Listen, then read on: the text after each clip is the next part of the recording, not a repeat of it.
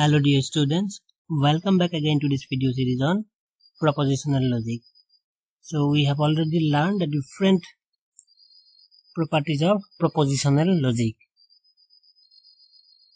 Though we have propositional logic to represent mathematical statements, but we have lot of limitations in propositional logic.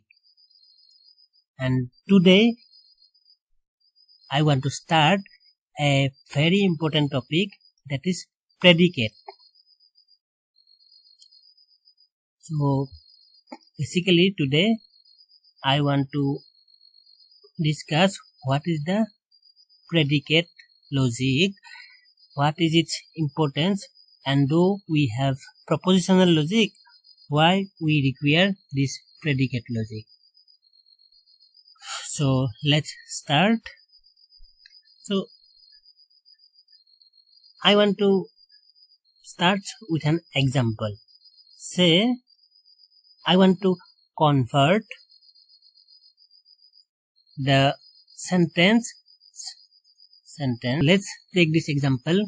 So every person who is 18 years or older is eligible for COVID vaccination. So this is a mathematical statement using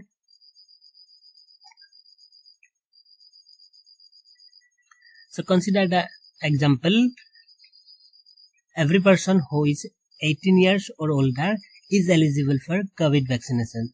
So we need to convert this sentence into mathematical statement using propositional logic only.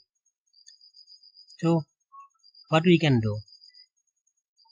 You can see the above statement cannot be adequately expressed using only propositional logic.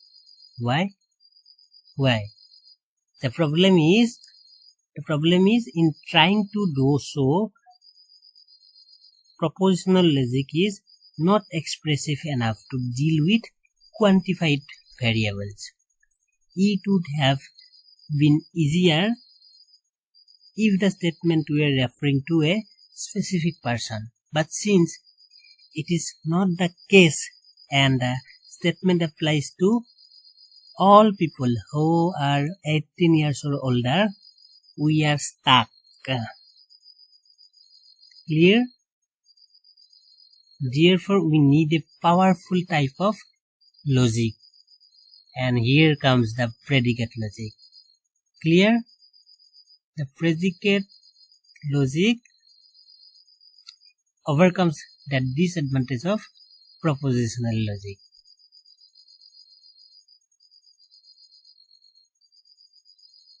Because propositional logic is not expressive enough to deal with that kind of quantified variables. So let's start. What do you mean by a propositional logic? What do we mean by predicate logic? Actually, predicate logic is an extension. A predicate logic is an extension of propositional logic. It adds the concept of predicates and quantifiers to better capture the meaning of statements that cannot be adequately expressed by propositional logic. And a predicate is a sentence which contains a finite number of variables and becomes a statement when specific domains are substituted for that variable. So a predicate is an expression of one or more variables defined on some specific domain.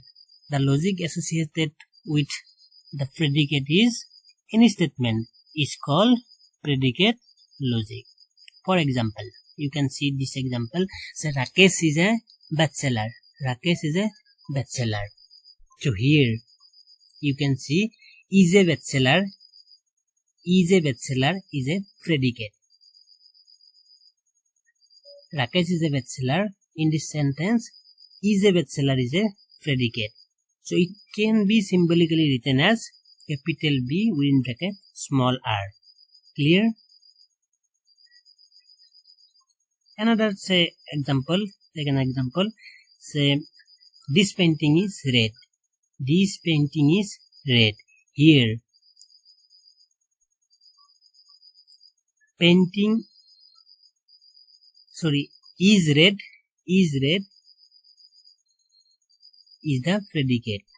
It refers to the property that the subject of the statement can have. And the statement that this painting is red can be denoted as capital R within bracket small p, where this capital R denotes the predicate is red and small p is the variable. Similarly, you can see Rakesh is a bestseller and this painting is red. So Rakesh is a bestseller is written as capital B within R, and this and Rakesh is a bestseller and this and is written with this conjunction operation or connectives. This painting is red is written as RP. So BR and this is an operator RP. So this statement can be written as this. Next, let M X Y denote X is married to Y. Let X A B C denote A plus B plus C is equal to 0. So this is how we can represent a mathematical statement using predicate. So I think now this is clear to you. What do you mean by predicate? Clear? Actually, in general, a statement involving n variables, say x1, x2, x3 up to xn, can be denoted as p within bracket x1, x2, x3 dot xn bracket close. Here capital P is also referred as n plus predicate or n-ary predicate. Clear? So this is also that's all about today's video. In the next video we will start quantifiers. Okay.